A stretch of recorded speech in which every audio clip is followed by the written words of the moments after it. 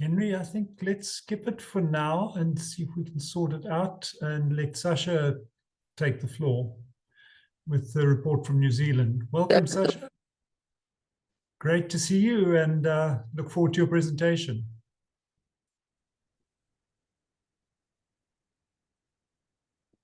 Hello.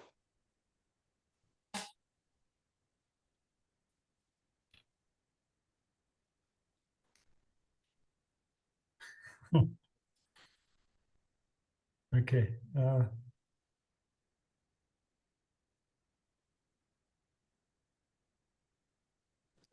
We can hear you, Sasha, Sasha, whenever you're ready. Yeah, are you putting me on screen there? Yeah, you're on the screen. Alrighty. Hello, I'm Sasha. I am from New Zealand, obviously. I come from a company, Avfoil, amongst other things, and yeah, 30 years aviation. We're basically doing a lot around the aviation space, both traditional and future and educational. And obviously, we have a publication, well, not obviously, but yeah, we do have a publication called Avfoil Chronicles, and we also do a lot online in putting up everybody's press releases. So yeah, definitely contact us if you want to promote yourselves.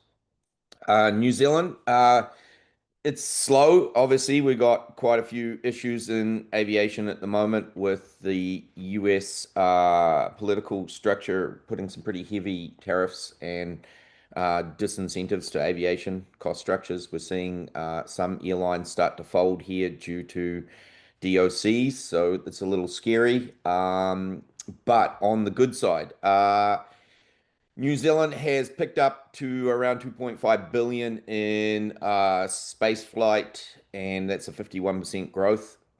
We're up to 48 million in advanced flight, and we are around sort of 17,000 jobs in advanced flight as opposed to traditional at 177,000. So, around 10% there. So, not bad for the growth. Um, Now, if we look at some of the more recent fun things that have come up, CEOS, which is a drone company out of New Zealand, is just won a contract for 30 million sterling with the UK government, and they're going to be supplying unmanned drones. So that's an amazing step for NZ on sales because a lot of the stuff's talking about the future. So nice to have that one done, and they'll be supporting Ukraine, which yeah, that's great as well because that would be good if that pushes forward. Marlborough Airport, pretty exciting stuff there, even though it's very small, 10 million upgrade, which includes runway changes, but more interestingly is electric charging. And the electric charging side will dovetail into beta technologies when they come and do what they need to do. And also, potentially, the next one, Nelson Aviation College has taken electric aircraft orders out with Infinitus out of Australia, and they have a fully electric trainer and its range is 1.5 hours with a 30-minute reserve there. So they're around 80 to 120 knots. So yeah, somewhere around that sort of 100 nautical mile range, which is pretty exciting because that means we're actually seeing electric flight used in a civil way, straight up. Kia Aerospace, once again, not sort of air mobility, but still very good because this all dovetails in together. 8-hour flight up to the stratosphere, setting a record there for them.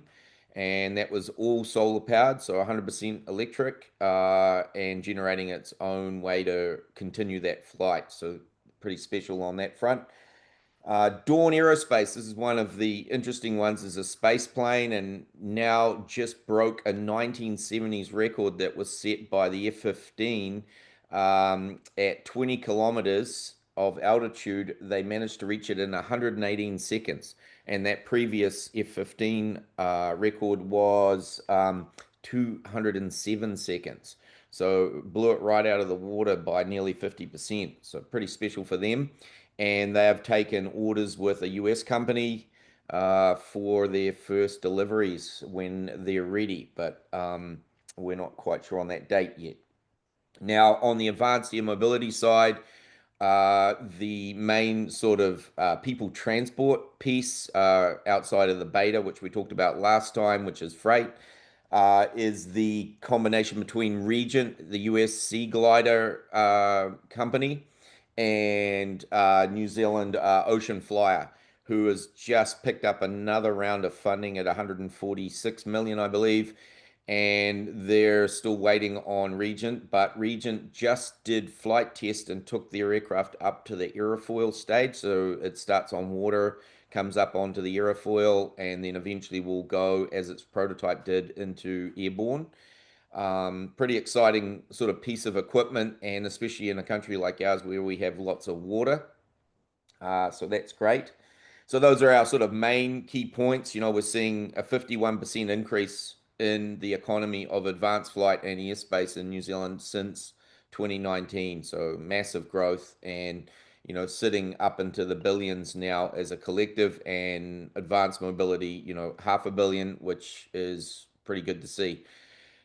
Our main issues here moving forward is somehow, while we wait for advanced flight to turn up, we need to work out a way to get around what will probably be a permanent problem with tariffs from USA, and how we're going to manage this massive increase in cost across our DOCs especially, and obviously collaborative work is getting more difficult because transport in general is more expensive. So even if you want to travel and see something, this is going to cost more. So we're going to have to think even harder, and I expect that we'll see some decrease in activity in a range of projects because of these problems. The benefit to US is zero, by the way, for tariffs. Anyone who's got the idea that tariffs are good, yeah, not on aviation, maybe on other subjects.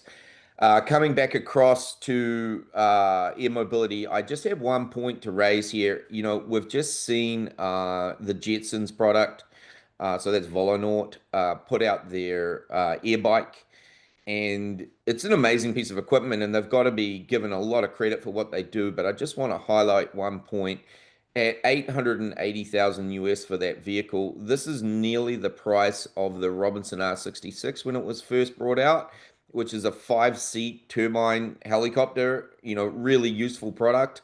And, you know, we really need to think about our pricing when we're going out at this sort of, you know, insane sort of level, because the real sitting of a product that takes one person is about 100,000 maximum, and they need to work towards that. I understand they're very expensive to produce, but if we cannot bring the price down, then this is going to be a problem for our development. It really is about 1 kg 1 mile, and what the ratio is against other options in the air. We've seen that in helicopters. The Robinson dropped the value.